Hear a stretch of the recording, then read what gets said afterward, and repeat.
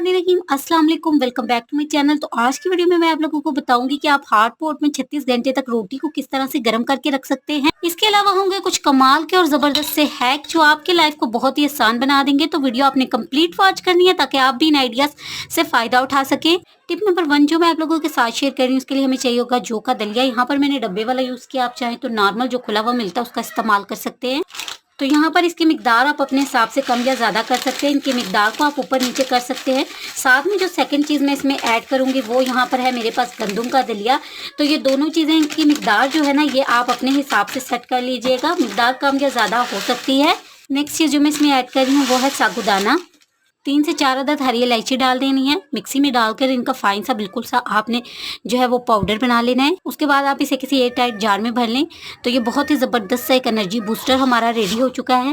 मौजूदा दौर में जो हमारे बुजुर्ग हैं उनके लिए जब कुछ आप सॉफ्ट सा बनाना चाहते हैं, आपका अपना पेट ख़राब है, घर में किसी का पेट ख़राब है या आपके घर में छोटे बच्चे हैं जिनको हड्डियों का मसला है, दांत निकल रहे हैं, कमज़ोरी हो रही है, मोटे नहीं हो रहे, तो आप दूध के साथ 1 या 1.5 चम्मच डाल के इसको पका कर खिलाएं। यकीन जाने 15 दिन में इसके इतने बेस्ट रिजल्ट आपको मिलेंगे। हड्डियों का दर्द, आपके बाल, आपके दांत, आपकी तमाम तरह की चीज़ों को ये बहुत ही ज़्यादा स्ट्रॉन्ग करेगा। इसके अलावा जिन लोगों को मैदे या पेट का मसला है अगर वो रेगुलर इस्तेमाल करते हैं तो उनका पेट भी नरम रहेगा और मैदा भी बहुत ही जल्दी रिकवरी की तरफ चला जाएगा। तो इस एनर्जी बूस्टर को आप ज़रूर से ट्राई करें, स्पेशली बच्चों के लिए ज़रूर से इसको बना कर रखें। नेक्स्ट टिप जो मैं आप लोगों के साथ शेयर कर रही हूँ ना वो कुकर की रबड़ से रिलेटेड है। तो कुकर का यूज़ हर घर में होता है। थोड़ी टाइम बाद ना हमारे कुकर की रबड़ बहुत जल्दी ख़राब हो जाती है। तो आज मैं आपको उसको घर में ठीक करने का, रिपेयर करने का बहुत ज़बरदस्त तरीका बताऊँगी।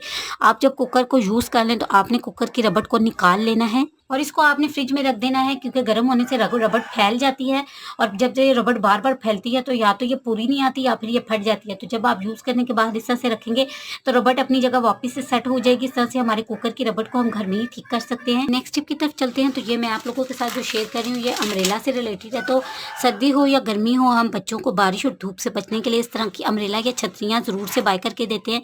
छोटे बच्चों की जो छतरियाँ या अम्ब्रेला होती हैं वो साइज़ में थोड़ी सी छोटी होती हैं। इनका सबसे बड़ा नुकसान ये होता है ना कि इनके साथ यहाँ पर इनको फोल्ड करने के लिए ना ये दिया हुआ होता है। यहाँ पर ये जो होता है ना पहले से सिलाई होता है। तो अगर हम सुई से सिलाई करने बैठे यहाँ तो ये ख़राब हो जाती हैं, फट जाती हैं। तो ये जो इसके साथ यहाँ पर इसको बंद करने वाला था ना ये बहुत ही ज़्यादा लोकल सा था जो कि फ़ौरन से पहले ही फट गया, ख़राब हो गया। तो अब मैं आपको बताती हूँ कि अगर आपकी भी छतरी या अम्ब्रेला का इस तरह से बंद करने वाला या टाइट करने वाला ख़राब हो चुका है तो आप इसको किस तरह से घर में ईजिली फिक्स कर सकते हैं। अक्सर जो होता है ना हमारे पास चीज़ें ऐसी नहीं होती कि हम फ़ौरन से इन चीज़ों को ठीक कर सके। तो यहाँ पर मैं आपके साथ बहुत ही आसान सी एक टिप शेयर कर रही हूँ। अगर ये खुली रहेगी तो ये अम्ब्रेला बिल्कुल ही ख़राब हो जाती है क्योंकि मेरी 2 अम्ब्रेला इसी तरह से ख़राब हो गई थी। तो आपने क्या करना है, आप एक रबड़ बैंड ले लें। रबड़ बैंड के साथ ना आप बहुत आसानी से इसको फिक्स कर सकते हैं। देखिए आपकी अम्ब्रेला बार बार खुलेगी भी नहीं और ख़राब भी नहीं होगी और आप जहाँ चाहें ना इसको आसानी से खोल भी सकते हैं और दोबारा से बंद भी कर सकते हैं।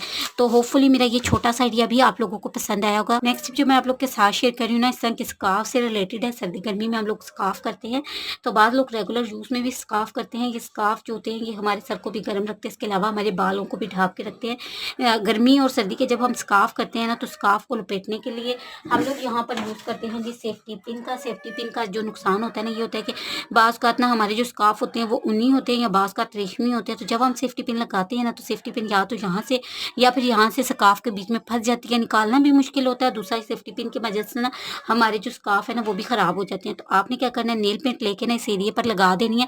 इससे इस एरिए पर जो है ना आपका स्कार्फ नहीं फंसेगा। इसके अलावा आप यहाँ पर क्या कर सकते हैं, आप 2 मोती ले लें। हमेशा से आप जो अगर स्कार्फ डेली रूटीन में करते हैं ना तो उसके साथ आप ये काम कर सकते हैं।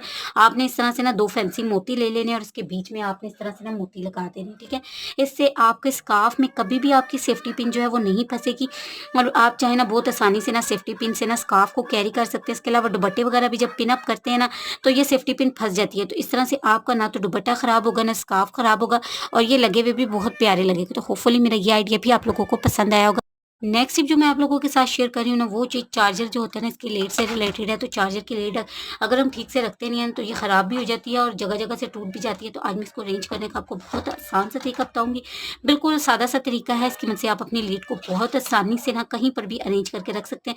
सिंपली आपने इस तरह से पकड़ के ना इस पूरी तार को इस तरह से गोल गोल इसके गिर्द में घुमा लेना है और इसको यहाँ से इसके बीच में से निकाल लेना है, ठीक है। उसके बाद आपने क्या करना है, इसको इस तरह से टाई करना है और आप यहाँ पर ले लें जी, यहाँ पर एक रबड़ बैंड ले लें। जिसकी मदद से आप 2 हैं, 3 हैं, 4 लेयर्स हैं, उनको कहीं पर भी आसानी से रख सकते हैं, ये ख़राब भी नहीं होंगी और ईज़िली अरेंज भी हो जाएंगी। तो होपफुली ये छोटा-सा एक माइनर आइडिया है, आप लोगों को ज़रूर से पसंद आया होगा। नेक्स्ट टिप की तरफ चलते हैं। तो ये जो नूडल्स वगैरह के जो बड़े नूडल्स के पैकेट होते हैं, खाली हो जाए तो हम फेंक देते हैं। आज मैं इस पैकेट का आपको बहुत ज़बरदस्त इस्तेमाल बताऊँगी। इसकी मदद से आप अपने किचन को बहुत आसानी से ऑर्गेनाइज़ करके रख सकते हैं। सबसे पहले आपने इसको कुछ इस तरह से खोल लेना है। आप चाहे तो नीचे की साइड पर ना गत्ता लगा सकते हैं, मैंने यहाँ पर गत्ता नहीं लगाया, मैं इसको सिंपल इसी तरह से यूज़ कर रही हूँ।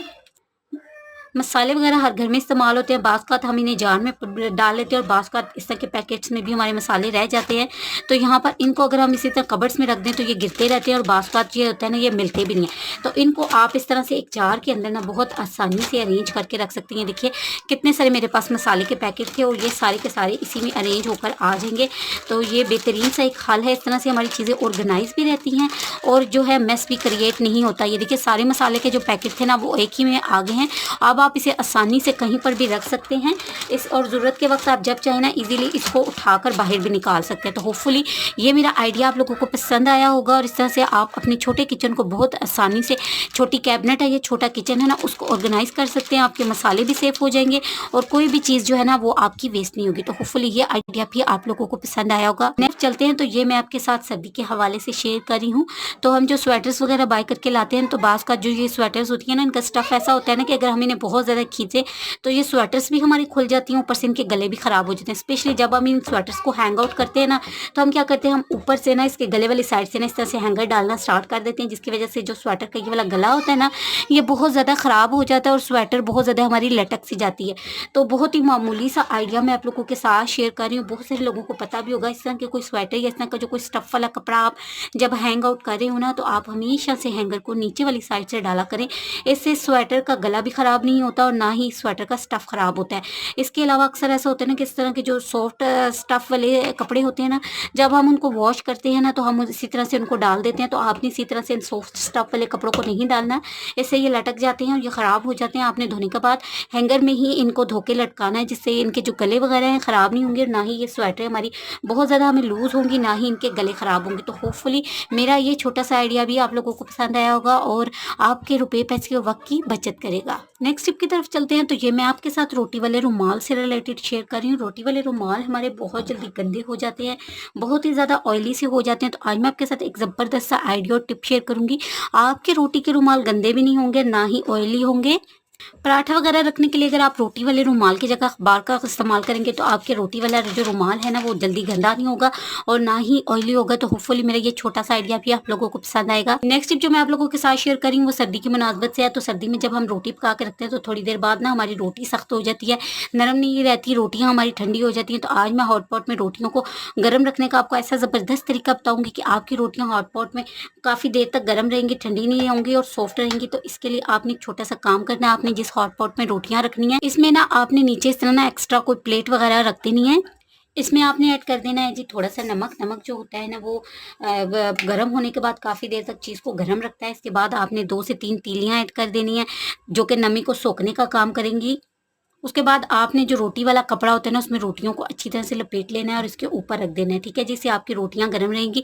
अभी आपने वीडियो को स्किप नहीं करना, अभी आपने एक और काम मजीद करना है। आपने एक शॉपिंग बैग लेना है, इसको ऊपर से अच्छी तरह से कवर कर देना है। उसके बाद आपने जो हॉट पॉट का ढक्कन है वो लगा देना है, इससे आपकी रोटियाँ गर्म भी रहेंगी, सॉफ्ट भी रहेंगी और काफ़ी देर तक आपकी रोटियाँ नरम मुलायम भी रहेंगी। इसके अलावा एक और ज़बरदस्त तरीका ये भी है कि अक्सर जब हम रोटी पकाते हैं तो हम हॉट पॉट में बाज़ लोग वगैरह नहीं रखते। तो आप क्या करें, इस तरह जो आप कपड़ा लेते हैं ना उसमें आप रोटी को लपेट दें और जैसे ही आपने पकाई है गरम गरम रोटी और उसके बाद आप इस कपड़े को ना शॉपर में लपेट कर रख दें। इससे नमी जो है वो उसके अंदर लॉक हो जाएगी। अक्सर हमारे घर में बुजुर्ग वगैरह होते हैं तो वो सख्त रोटी नहीं खा पाते, तो इससे जो मॉइस्चराइज़र है ना वो रोटी का अंदर ही लॉक हो जाएगा और रोटी बहुत ज़्यादा सॉफ्ट हो जाएगी। बहुत पहले जो है वो हमारी नानी वगैरह इसी तरह से रोटियों को सेव करती थी और जो रोटी होती थी ना वो 2-3 घंटे बाद भी बहुत ज़्यादा सॉफ्ट और नरम मुलायम रहती थी।